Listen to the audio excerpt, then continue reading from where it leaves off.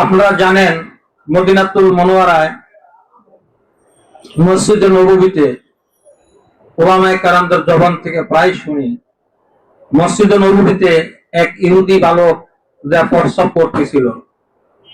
হুজুর আকরাম সাল্লাল্লাহু আলাইহি সাল্লাম সাহাবাদেরকে নিয়ে মসজিদ মদিনাতুল মুনাওয়ারায় মসজিদে যখন প্রবেশ করতেছিলেন তখন দেখতেছে এক ইহুদি বালক দাঁড়ায় প্রস্রাব করতেছে। হযরত ওমর রাদিয়াল্লাহু তাআলা আনহু উনি তরবারি যখন ধরতে গেলেন, আল্লাহ রাসূল বলতেছে, ওমর খামোশ, তার জরুরতটাকে সারতে দাও। ইহুদি বালকটা জরুরত সারলো, সারার পরে আল্লাহ রাসূল সাল্লাল্লাহু আলাইহি সাল্লাম যা বলতেছে, তুমি যে এখানে প্রস্রাব করলা এটা তো আমাদের উপাসনালয়, আমরা এখানে ইবাদত বন্দেগী করি, তোমাদের ধর্ম উপাসনালয়ে যায় যদি এরকম কেউ যদি প্রস্রাব করে কিংবা পদাচার করে তো তখন তোমার কাছে কেমন লাগবে? তখন বলতেছে কষ্ট লাগবে, খারাপ লাগবে। তুমি যে এখানে করলা যে বিষয়টা আমাদের কাছে কেমন লাগবে? তো খারাপ লাগবে, কষ্ট লাগবে। এই কাজ কি আর কখনো করবা? তো না, আর করবো না। তো ঠিক আছে, তুমি চলে যাও।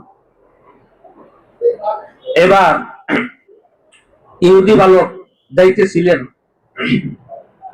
পথিমধ্যে ইনকালাবের সৃষ্টি হয়ে গেল মনের মধ্যে। সুবহানাল্লাহ।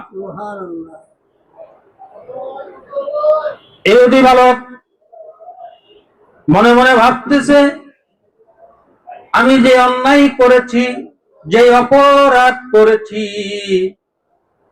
হযরতে ওমর খাত্তাবের ছেলে সাথে ছিল, আমার গা থেকে মাথাটা আলাদা করে ফেলতে পারতো, কিন্তু না না, আব্দুল্লাহর ছেলে মুহাম্মদ আমাকে তা করতে দেয় নাই, বরঞ্চ আমাকে বুঝাইয়া আমাকে বাড়িতে পাঠাইয়া দিছে।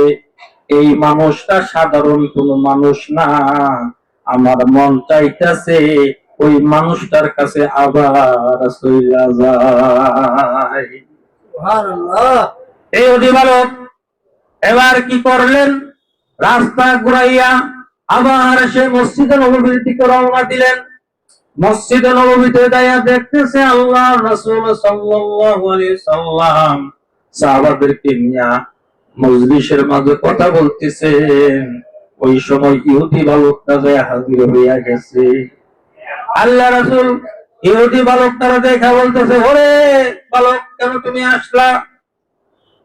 বলতেছে, মুহাম্মদ, বাড়িতে যাইতে পারি নাই, পথিমধ্যে ইনকালাবের সৃষ্টি হইয়া গেছে। ওরে মুহাম্মদ, গার থেকে তো মাথাটা আলাদা হইয়া যাইতে পারতো, কিন্তু তুমি তা করতে দাও নাই।